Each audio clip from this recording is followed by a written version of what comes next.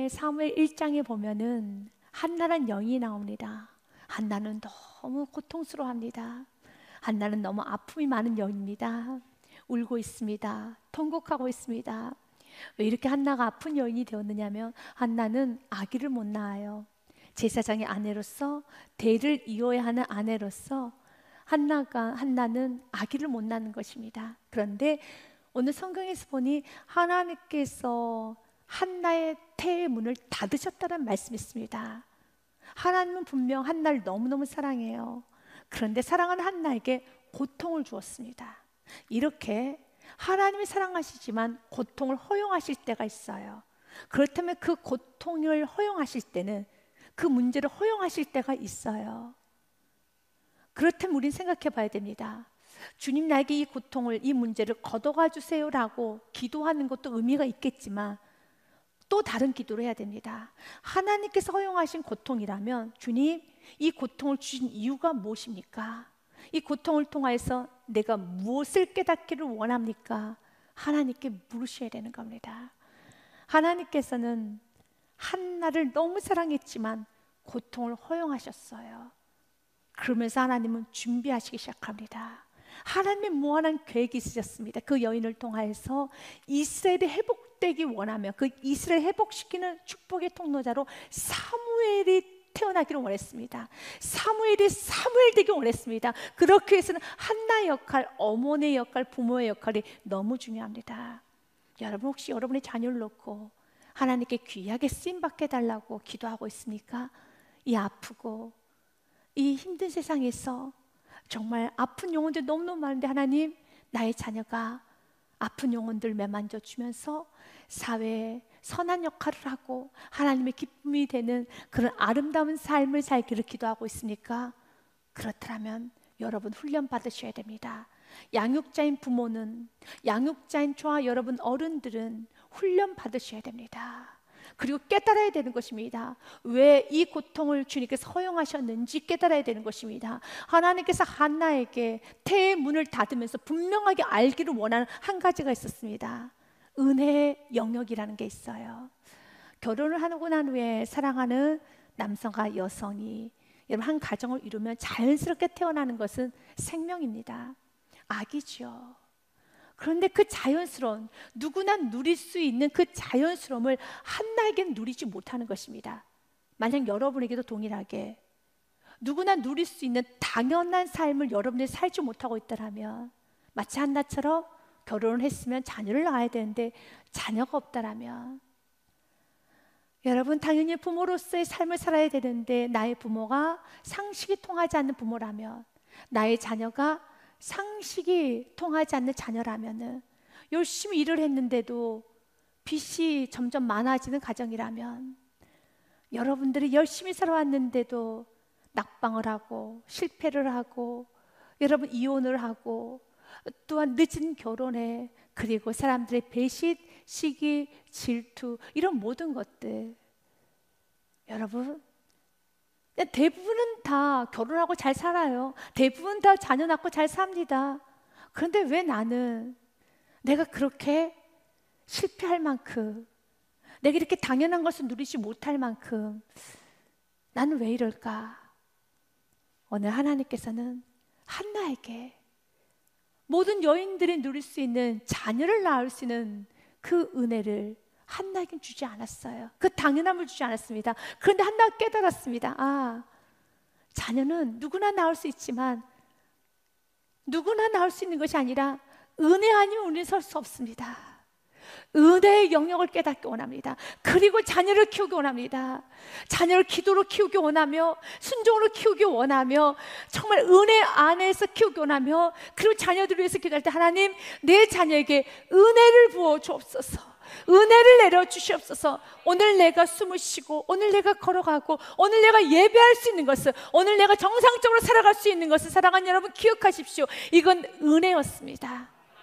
은혜의 뜻이 무엇입니까? 우리가 구원을 은혜로 받았다고 하죠. 하나님의 여러분 선물입니다. 하나님께서 거저주시는 선물이에요. 내가 한 것은 아무것도 없지만 그냥 하나님께서 나를 불쌍히 여기서 나를 구원하여 주셨고, 하나님께서 나를 자녀 삼아 주셨을 때 내가 은혜로 구원받았습니다 라고 고백하는 것처럼 하나님은 우리의 삶 가운데 이 은혜를 붙잡기 원합니다. 하나님의 긍휼이 나에게는 필요합니다. 하나님의 무한한 자비가 필요합니다. 나의 노력으로는, 나의 열심으로는 절대로 할 수 없는 영역이 있습니다. 주님이 도와주시지 아니하시면 완성되지 않습니다. 그런데 그 고백이 날이 가면 갈수록 깊어져서 주님이 도와주시지 아니하시면 나는 한 발짝도 걸어갈 수가 없습니다. 매일매일 주만 바라보는 삶, 매일매일 주만 의지하는 삶, 이제는 자녀를 내 손에 주려고 생각하지 않아요. 주님의 말씀에 불순종하려고 생각조차 하지 않습니다. 순종만 하려고 합니다. 주님의 인도함을 받으려고 합니다. 주님께 도움을 받으며 들으려고 합니다. 겸손하려고 합니다. 내가 앞서면은 일이 안 되지만 하나님이 앞서면 일이 너무 잘 되고, 내가 나서고 내가 잘난 척하면은 좀 아무것도 안 되지만 하나님을 앞세우고 하나님께서 진도 취하면 그것처럼 행복하고 정말 아름다운 것은 없습니다 라는 고백을 매일매일 하게 되지요. 오늘 본문의 말씀 사무엘상 1장 말씀에 보니 엘가나에게는 두 아내가 있었다는 말을 합니다. 엘가나가 제사를 드린 날에 제물의 분깃을 그의 아내 분인나와 그의 모든 자녀에게 주고 한나에게는 갑절을 주니 이는 그를 사랑함이라. 그러나 여호와께서 그에게 임신하지 못하게 하시니라고 되었습니다. 엘가나는 한나라는 정실 부인 본초도 있었지만 후실 첩도 드렸어요. 분인나를 드렸습니다. 정확히 성경에서는 왜 분인나 첩을 두었는지는 기록되었지 않기 때문에 모르지만 추측하기를 대를 잇기 위하여서 첩을 드린 것 같습니다. 그리고 엘가나는 제사를 드리고 나면, 예배가 끝나고 나면 화목제물이 있기 때문에 아주 즐거운 시간입니다. 그런데 예배만 끝나고 나면, 제사를 드리고 나면 가정에서 싸움이 일어나기 시작합니다. 왜냐하면 분인나보다 한나에게 더 많은 물질, 더 많은 것을 주는 거예요. 그 모습을 보고 분인나가 견디지를 못합니다. 그리고 6절 말씀에 보면은 모든 분노를 한나에게 다 쏟아냅니다. 여호와께서 그에게 임신하지 못하게 하심으로 그의 적수인 분인나가 그를 심히 격분하게 하여 괴롭게 하더라. 한나는 아기를 낳지 못하는 고통도 있었지만 여러분, 분인나로부터 너무 많은 괴로움을 받았습니다.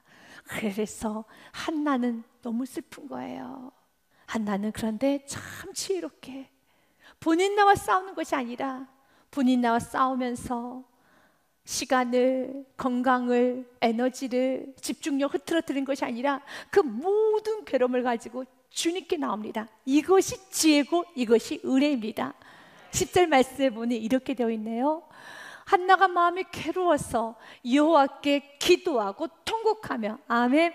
여러분도 한나와 같이 너무 괴로울 때 싸우지 마시고, 여러분 싸움으로써 여러분 건강, 시간, 물질, 또 여러분의 마음 상해서 하지 마시고 그 모든 괴로움을 주님께 가지고 나아가서 기도하십시오. 통곡하시기 바라겠습니다. 주님, 너무 괴롭습니다. 주님, 너무 아픕니다. 주님, 너무 화가 납니다. 주님, 너무 억울합니다. 주님, 도와주옵소서. 그러면서 이제 한나가 너무 괴로워서, 너무 마음이 슬퍼서 담대하게 이렇게 기도를 합니다. 하나님께서 나에게 자녀를 허락해 주신다면 내가 이 자녀를 드리겠습니다. 하고 담대하게 자녀를 허락해 달라고 기도하고 있습니다. 이 모든 고통의 그 시작점인, 이 모든 고통이 끊어질 수 있는 그 방법 중에 하나, 내가 자유롭고 나도 행복했으면 좋겠습니다. 나도 사람답게 살았으면 좋겠습니다. 나도 여자로서의 삶을 살고 싶습니다 라고 주님 앞에 가고 담대하게 기도하기를 이렇게 기도합니다. 주여, 내게 자녀를 주시옵소서. 여러분의 문제를 주님께 아뢰십시오. 행복하고 싶습니까? 무엇 때문에 지금 여러분들이 고통스럽고 힘듭니까? 그 문제를 주님께 아뢰십시오. 그러나 오늘 한나처럼 아뢰보시기 바라겠습니다. 선하 이르되 만군의 여호와여, 만일 주의 여종의 고통을 돌보시고 나를 기억하사 주의 여종을 잊지 아니하시고 주의 여종에게 아들을 주시면은 내가 그의 평생에 그를 유혹해 드리고 삭도를 그의 머리에 대지 아니하겠나이다. 아멘. 하나님 앞에 선을 합니다. 하나님께서 나에게 아들을 주시면 내가 그 아들 주님께 다시 드리겠습니다. 그리고 주님께서 이 아들을 통해서 마음껏 일하여 주시옵소서. 하나님은 그 여인의 기도를 응답하여 주시고 20절 말씀에 보니 하나님께서는 아들을 주시네요. 한나가 임신하고 때가 이름에 아들을 낳아 사무엘이라 이름하였으니 이는 내가 여호와께 그를 구하였다미더라. 아멘. 주님께 구하면 응답이 옵니다. 주님께 나아가면 축복이 옵니다. 여러분 상상이 되십니까? 한나가 지금 아들을 가슴에 품었습니다. 아들에게 젖을 먹이고 있습니다. 아들이 지금 그의 가슴 안에 있습니다. 그가 지금 아들의 얼굴을 만지고 있고 아들을 꼭 껴안고 있습니다. 얼마나 행복할까요? 얼마나 좋을까요? 아이가 한나를 보면서 빵긋 웃습니다. 그리고 한나의 품수로 더 파고듭니다. 한나가 젖을 먹입니다. 또 한나의 품 안에서 새근새근 잡니다. 얼마나 예쁠까요? 얼마나 여러분 정말 너무너무 좋을까요? 내 눈에 넣어도 아프지 않을 만큼 이 아이를 정말 숨소리 하나조차도 놓치고 싶지 않을 정도로 아이를 쳐다보고 아이의 숨소리를 듣고 있고 아이를 안고 아이를 쓰다듬어주고 아이를 위해서 축복기도 하며 아이를 지금 매만지고 있습니다. 얼마나 행복할까요? 얼마나 좋을까요? 그런데 한나는 너무 좋지만 내 평생 아이를 품고 싶지만 한나는 하나님과의 약속을 했잖아요. 하나님 이 아이를 드리겠습니다 라고 약속을 했는데 한나는 그 약속을 지킵니다. 사랑하는 여러분, 부모가 하나님과 약속을 지켜나갈 때 그 자녀는 축복을 받습니다. 하나님 앞에 믿음을 보일 때 자녀는 축복을 받습니다.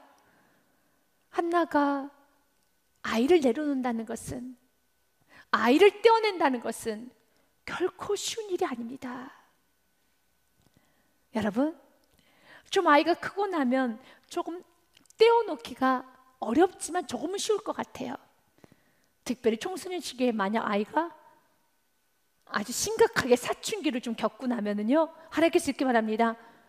아이를 좀 떼어놔라, 아이를 내게 드려라 라고 하면요, 감사합니다, 걷어가 주세요, 주님께 맡기나이다.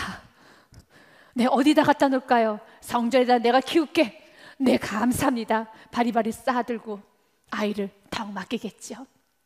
너무 예민하니까 집에서 칙칙폭폭하고 다니니 감당이 안 되는 거예요. 어떤 아이가 좀 성인이 되어서 자기가 스스로 좀 생활할 수 있는 힘이 있으면, 어머니 아버지 저도 이제 이렇게 컸으니까 저도 혼자 살겠습니다 하면은 좀 아쉽지만, 그래 이제 컸으니까 너도 이제 혼자서 사는 것도 괜찮지, 쉽게 좀 떨어질 수 있어요. 근데 성경에서 오늘 이렇게 말합니다. 23절 말씀에 보면, 24절 말씀에 보면 이런 말씀이 있어요. 같이 읽습니다. 젖을 뗀 후에 그를 데리고 올라갈새 수수 3마리와 밀가루 한 예바와 포도주 한 가죽 부대를 가지고 실로 여호와 집에 나아갔는데 아이가 어리더라. 아멘. 어린아이를 떼어냈어요. 좀 더 정확히 말한다면 젖을 뗀 후에 그를 데리고 올라가 버립니다. 그래서 젖을 뗐다라는 것은 그 당시엔 지금보다 좀 오래 젖을 먹이긴 했어요. 3살에서 4살까지 먹였습니다. 아이가 가장 예쁠 때가 3살이지 않아요? 4살이죠. 너무 예쁘죠? 한나는 아이에게 목욕도 시켜줘야 되고 옷도 입혀줘야 되고 어머니의 손길, 자신 생각하기에는 정말 한나가 너무 필요해요. 20살 이후가 되면은 그래 혼자 옷도 입을 수 있고 혼자 마트도 갈 수 있으니까 맡길 수 있을 것 같아요. 그런데 지금 이 타이밍은, 지금 이 시기는 3살은, 4살 때는 나 한나가 필요합니다. 어머니 한나의 손길이 필요합니다. 나 한나가 필요하다고요. 하나님, 맞죠? 한나가 필요하죠. 한나의 손길이 필요하죠. 그런데 주님께 약속했어요. 그 아이를 드리겠다라면 내가 너무 필요하지만, 내 아이를 만지고 싶고, 내가 지금 이유식도 먹여야 되고, 내가 옷도 입혀야 되고, 목욕도 시켜야 되고, 내가 이 아이를 정말 양육해야 되는데, 주님께서 약속했다라면 여러분 이성과 감정을 다 내려놓고 약속을 지키셔야 돼요. 믿음의 길을 가셔야 되는 겁니다. 그럴 때 역사가 이루어지는 것입니다. 하나님은 오늘 우리에게 말합니다. 한나처럼 내려놓을 수 있는 은혜가 있어야 돼요. 순종할 수 있는 은혜가 있어야 됩니다. 우리가 순종하는 부분에 있어서 좀 쉬운 것도 있어요. 내 이성과 내 감정이 좀 맞으면 순종하는 게 너무 쉬워요. 하나님 말씀에 기분 좋게 순종합니다. 그러나 한나처럼 순종하는 것이 어려울 때도 있어요. 아브라함도 그랬습니다. 오늘 하나님께서 아브라함에게 이런 말씀하셔요. 너의 독자 아들 이삭을 내게 제물로 바치라 라고 말합니다. 순종하기 너무 어려워요. 그러나 하나님의 사람들은 순종합니다. 순종은 순종일 뿐입니다. 고민하고 갈등하고, 여러분 순종할까 말까 갈등하며 고민하다가 불순종하는 건 불순종하는 것이지만, 사랑하는 여러분, 하나님의 사람들은 너무 고통스럽고 힘이 들지만 하나님의 사람들은 순종합니다. 하나님의 사람들은 순종합니다. 순종할 때 기적이 일어나는 것이고요, 고통스럽지만 순종하셔야 되는 것입니다. 여러분의 이성과 감정이 좀 맞지 않을 때가 있습니다. 하나님께서 지금 여러분에게 무엇을 지금 요구하십니까? 어떤 부분에서 낮아지기를 원하십니까? 어떤 부분에 있어서 여러분들이 깨어지고 부서지기를 원하십니까? 어떤 부분에서 여러분의 감정을 배려하지 않고, 여러분 이성을 배려하지 않고, 어떤 부분에서 여러분들이 몸을 낮추고 마음을 낮추고 나아가기를 원합니까? 그렇다면 감정 배려하지 마시고, 섭섭함도 십자가에 못 박으시고, 여러분의 상처도 십자가에 못 박으시고, 여러분의 아픔도 십자가에 못 박으시고, 오늘 주님께서 여러분들에게 원하시는 그 길을 가보십시오. 여러분의 인생을 통해서, 여러분의 삶을 통해서 사무엘이 비추어야 되는 것입니다. 사무엘이 나타나야 되는 것입니다. 하나님은 오늘도 이 나라 임족에 사무엘이 보기 원합니다. 여러분의 삶을 통해서 사무엘을 보기 원한다는 것입니다. 아브라함이 아들 이삭을 바치러 올라가는 그 과정에서 찰스 스펄전 목사님 아브라함의 마음이 이러했을 것이다 라고 그가 글을 좀 남깁니다. 아브라함이 번제에 쓸 나무를 패고 있을 때 그는 나무를 쪼갠 것이 아니라 자신의 심장을 쪼개고 있었다. 아들과 함께 간 헤브론 광야길은 적막했다. 그러나 사랑하는 자식을 죽여야 하는 아비의 마음보다 적막하지는 않았을 것이다. 이렇게 아브라함의 마음은 아파요. 아프지만 순종하는 겁니다. 한나도 그렇습니다. 너무 아프지요. 내가 도와줘야 되고, 내가 입혀야 되고, 내가 양육해야 되는데 주님은 말씀하셨어요. 본인이 약속했습니다. 이 아이를 드리겠다고. 그때 믿음을 가지고 하나님의 선하신가, 하나님 완전하신가, 하나님께서 이루실 걸 믿고 내려놓는 것입니다. 한나가 남편에게 이런 말합니다. 엘가나, 내가 하나님 앞에 선을 했어. 자녀를 드리겠다고 선을 했어 라는 말을 22절 말씀부터 합니다. 오직 한나는 올라가지 아니하고 그의 남편에게 이르되 아이를 젖대거든 내가 그를 데리고 가서 요 앞에 뵙게 하고 거기에 영혼 있게 하리이다 하니, 엘가나가 대답합니다. 23절 말씀 같이 읽겠습니다. 그의 남편 엘가나가 그에게 이르되 그대 소견에 좋은 대로 하여 그를 젖대기까지 기다리라. 어제 여호와께서 그의 말씀대로 이루시기를 원하노라 하니라.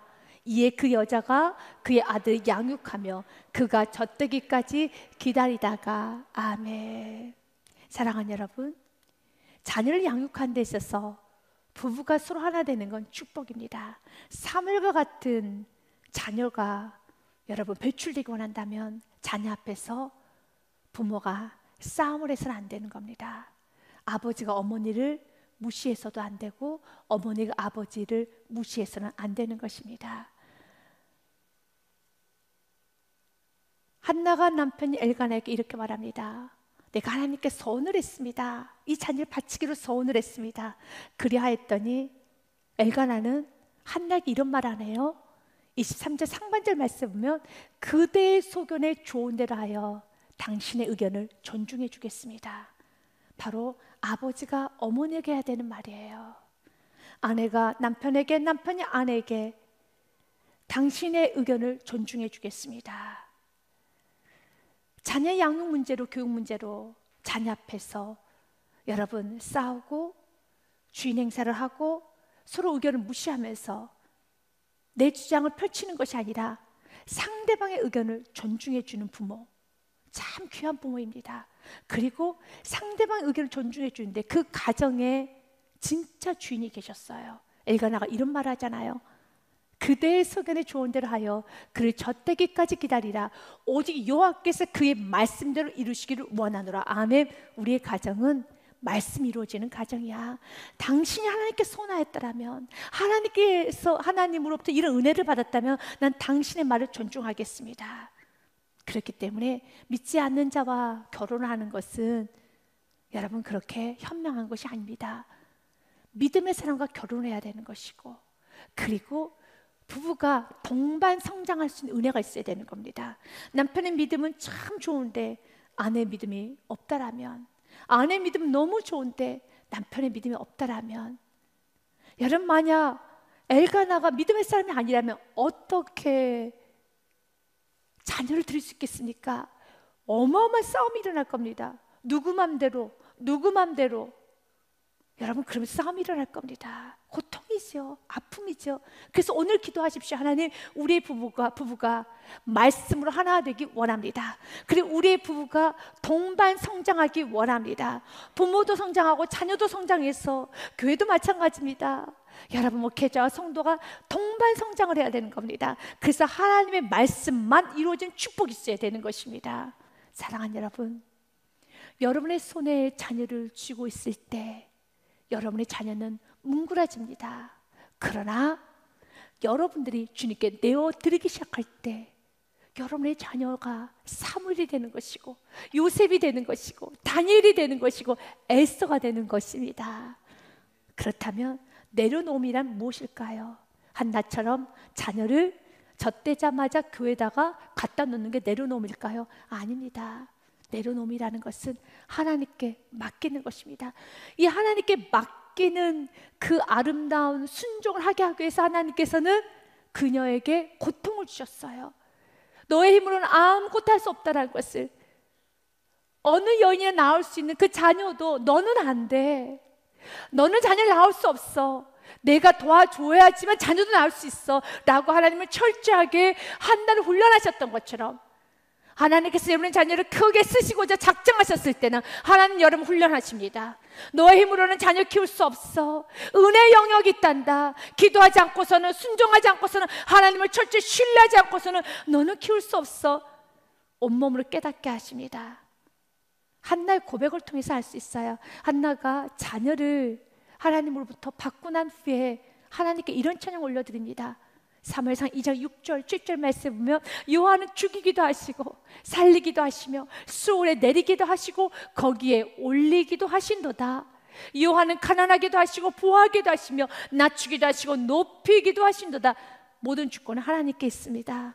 인간에게 주권이 있지 않습니다. 결정권은 하나님에게 있습니다. 그리고 연이어 9절과 10절에 이런 고백도 합니다. 그가 그의 거룩한 자들의 팔을 지키실 것이요 지키실 분은 하나님이십니다. 악인들을 흑암 중에서 잠잠하게 하시리니 힘으로는 이길 사람이 없음이로다. 아멘. 그 누구도 이길 사람이 없습니다. 하나님이 지켜주셔야 되는 것입니다. 그런데 내가 만약 하나님 앞에 대적을 한다면, 내가 하나님 말씀 앞에 불순종한다면, 내가 내 사랑하는 자녀를 움켜쥐고 있다면, 정말 여러분들의 자녀를 사랑한다면 한번 지혜롭게 선택해 보십시오. 누구께 맡기는 것이 지혜로운가? 누구의 말에 순종하는 것이 지혜로운가? 누가 키우는 것이 정말 지혜로운가를 한번 생각해 보십시오. 여러분이 키우는 것보다 완전하신 하나님이 키우는 것이, 이것이 훨씬 더 낫지 않습니까? 그분께 맡기십시오. 자녀를 사랑한다라면 맡기셔야 되는 것입니다.